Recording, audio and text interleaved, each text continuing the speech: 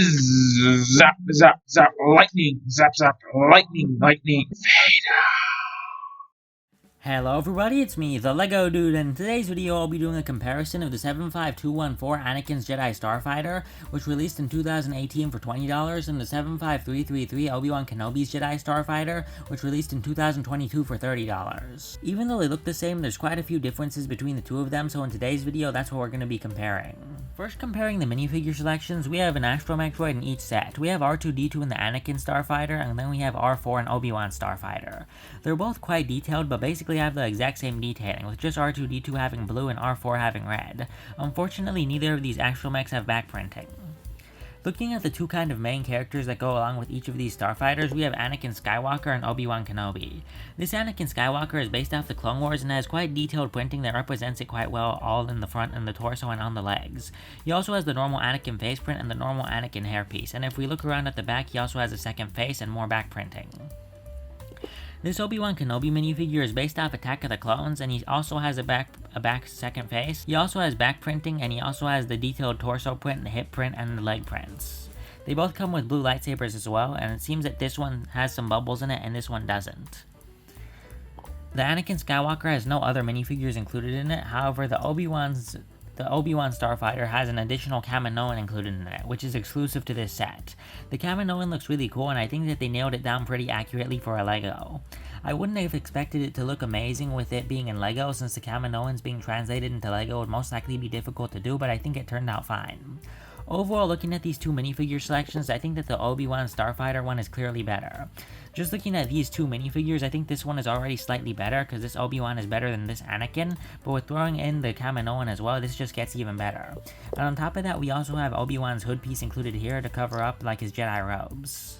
Now looking at what's similar between these two sets, they both have two stud shooters on either side. This is the old style stud shooter from a few years ago that shoots like this, and then this is the new style stud shooter which they just implemented a couple of years ago, which shoots the studs out sideways. Unfortunately, I don't have it equipped right now though, since I lost all the studs. Moving on to the other things which are similar, they both have a place to put the astromech droids.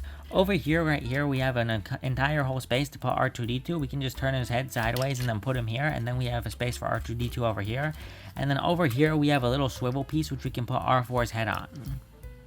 It's a little bit of trouble to get it on sometimes, but it usually goes on quite easily. Moving on to the other things which are the same, it has the same kind of detailing all around, as you can tell from them being quite similar Jedi Starfighters. It's just that this one is more modern and this one is from 5 years ago, so there's bound to be some difference. They both have a sticker as the Republic logo, which is kind of disappointing because these 1x1 and 2x2 stickers are always hard to place.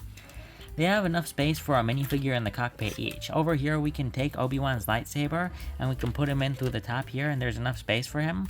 And then we can flip it over and there's a couple of clips here to put lightsabers. And we can also do the same with Anakin's Starfighter, where we can take him over here and put him in. And then down under there's more space to put his lightsaber, with a stud right here that holds it sideways.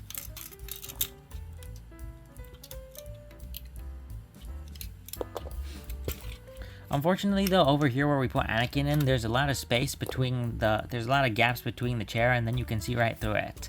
There also seems to be a lot of gaps between the sides here. That's less of a problem over here in Obi-Wan Starfighter, where the gaps are smaller, and over here the chair is mostly closed off. Moving on to the things that are different between these two sets, we can first flip around under to look at the landing gear. Over here we have a landing gear which moves like this, which is the same over on this set. However, there's a piece down here that's attached to a sort of panel piece right here, and then over here on this set we just have it attached straight to the bottom. This works better for this set because it keeps it more even, while this set is less even when we put it down. The main difference I would say that this set has is that there's a big space right here to put the body of R4 when you want to just put it away. So we can just close that up, and then we have R4 hidden, and then we can just have his headpiece swivel on here 360 degrees. This set has no such feature as we can see from here, and only has R2 just being stuck all the way in here and not being able to rotate at all. This set is also quite fragile, as you can tell from all the pieces falling off all the time. These engines in particular fall off a lot, so I'd be sure to be aware of that if you have this set yourself.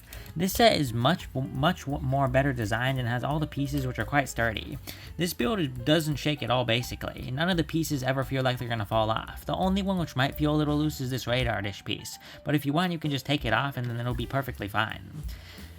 This one, however, like I said earlier, is a lot less sturdy. The pieces are always kind of shaking around, everything kind of feels like it's gonna fall off, and it just feels a lot less well built overall. Even back here, this is always loose, as you can see here. Even when you put in all the pieces correctly, this is always kind of shaking around. Over here, this is much more well built, and it doesn't feel like it's gonna fall off at all. It's extremely sturdy. After comparing these two sets side by side, I have to say that the Obi-Wan Kenobi Starfighter is better.